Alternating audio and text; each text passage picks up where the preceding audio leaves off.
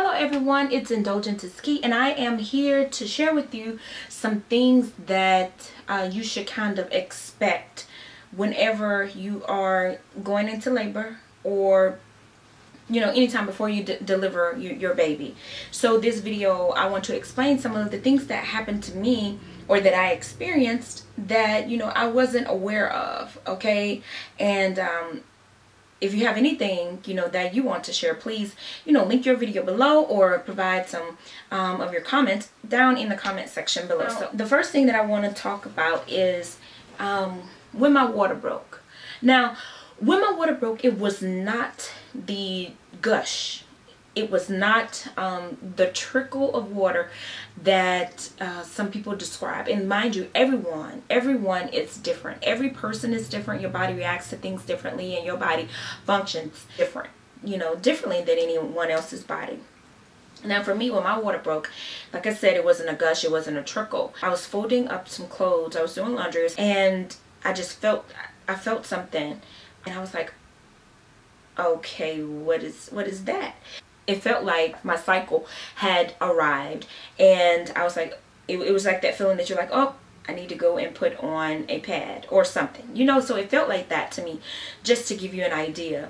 And whenever I went into the restroom, I was like, oh, this might be the mucus plug. It wasn't what people described, I guess yellow, or it wasn't the color or anything like that. It was kind of like off-white, kind of clear, little off-white with a hint of brown or whatever.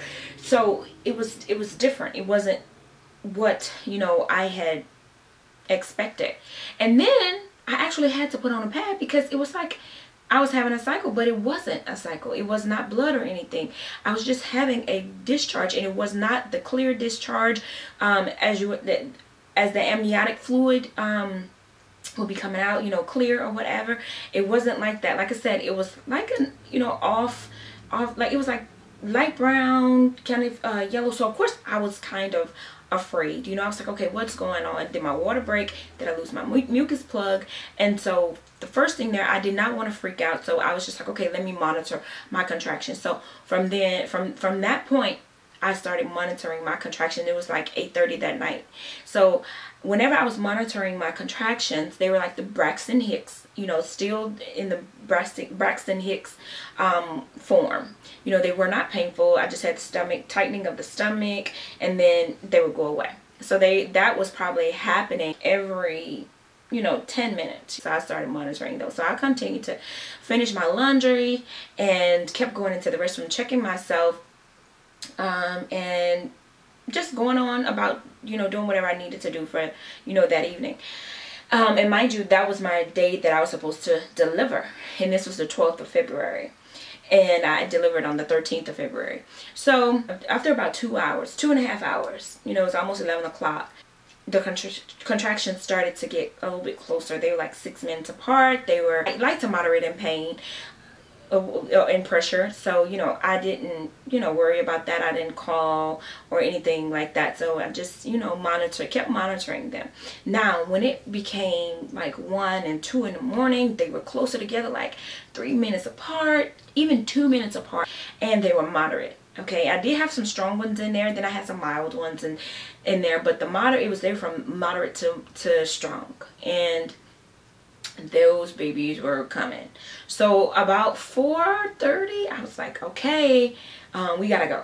We gotta go. I have to go. But before we decided to go to the hospital, I did call a doctor's answering service, and I was talking to the gentleman there, and he was like, well, your doctor's not on call. And I knew that she was not going to be on call. She told me that if I didn't deliver on Friday, that particular weekend, she was not going to be there. And I was like, okay. And so he was like, but yeah, you need to come in. And so, we ended up leaving the house. And so we got to the hospital, and they checked me in and everything. They put me in my room.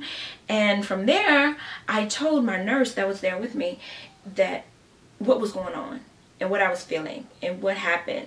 you know, as far as my water breaking and the mucus plug and things like that. So I told her, I said, I'm not sure if my water broke or whatever. So she actually checked me and she was like, yeah, your water broke and you did lose your mucus plug. So I think mine all happened at the same time. And so she was like, okay, well, you know, we're going to have to, you know, monitor you, you know, even closer because water has broken. We don't want the baby to get an infection. So we're going to call it, you know, and say that your water broke at 8:30 last night. And mind you, it was like 6 in the morning. So she was like, we don't want the baby to, you know, get an infection. So we have to monitor this and try to see how much you've dilated and, you know, all of that. So long story short, I did not dilate past 3 centimeters. And at about 4 that evening, they were like, okay, we're going to deliver this baby via C-section. So what I wanted to tell you is that your water breaking might not be a trickle. It might not be a gush. It might be in the form of like a discharge. And not a discharge to like scare you, like discharge, but it's just your body discharging that fluid, you know, at a slower rate. And it's probably mixed with your mucus plug and maybe even, you know, a little blood here or there, but not a lot of blood, because if you see like a speck or two, that's fine, and that's what I'm talking about. But yours, just know that yours could potentially be in the form of, you know, the clear water or the trickle or the gush, or it may not. So just be aware of that. Also, make sure that you know, so you won't be disappointed, because I was not disappointed, but I knew that my doctor was not going to be on call. So your doctor may not be on call. So be prepared for that, and just trust that you are in great hands, great capable hands, that's going to deliver your baby. And you'll be fine, because I definitely was, and I was okay with that. Also, have your mind kind of prepared to accept that your birth plan might not work. Okay, I had my mindset that, hey, I'm going to deliver this baby vaginally. I'm not even thinking about a cesarean section. We're going to deliver this baby. And of course I couldn't oppose if we needed to have a C-section, if the baby was in distress or anything like that, if the baby could not come or whatever, you know, because they're going to have to get the baby out. But, you know, I was being positive and staying positive, which is fine, and continue to do that, because I am an advocate for that, and know what you want. And so, but my baby would not come. My cervix would not dilate past 3 centimeters. They even tried to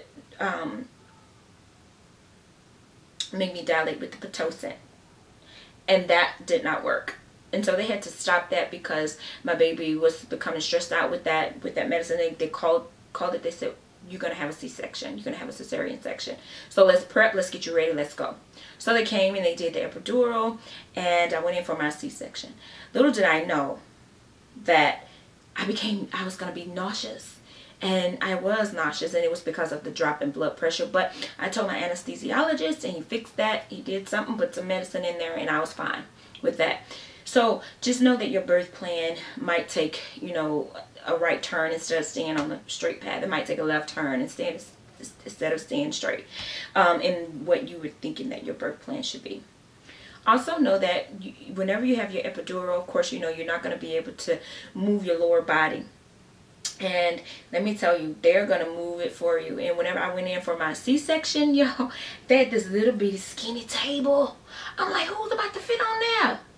They was like, okay, we about to put you over here on this table. So, hold on. And so I had people on the right, the left side, the right side. They picked me up on this cloth and took me from the bed, the transport bed, to the bar where I actually delivered my baby, where they, you know, did the cesarean section. So that caught me off guard. I didn't know that thing was this little. I'm like, okay. I'm like, please don't let me move, because I can't control my lower body. So don't let my legs slip to the right or to the left, because I'm gonna be on the floor. But no, they took great care of me, and I must commend my doctors and my nurses and the team that was there to help me throughout. And just know that you're not gonna be able to eat. I had to eat on some popsicles and some ice chips. Okay, so I had not eaten since that evening, you know, before my water broke and everything, and I didn't eat until later that night after I delivered my baby. I delivered my baby at 6:25 on that Saturday, the Saturday before Valentine's Day, and I was hungry. I was hungry, y'all, but I got to eat later on that night. So I just wanted to just make this video just to come and just chat it up with you all to let you know some things to kind of expect before you deliver. Okay, so until next time, stay tuned for the next video, because the next video that I am going to be posting is what they did not tell you to expect, you know, post delivery. Okay, all right, talk to you later. Have a great one. Bye.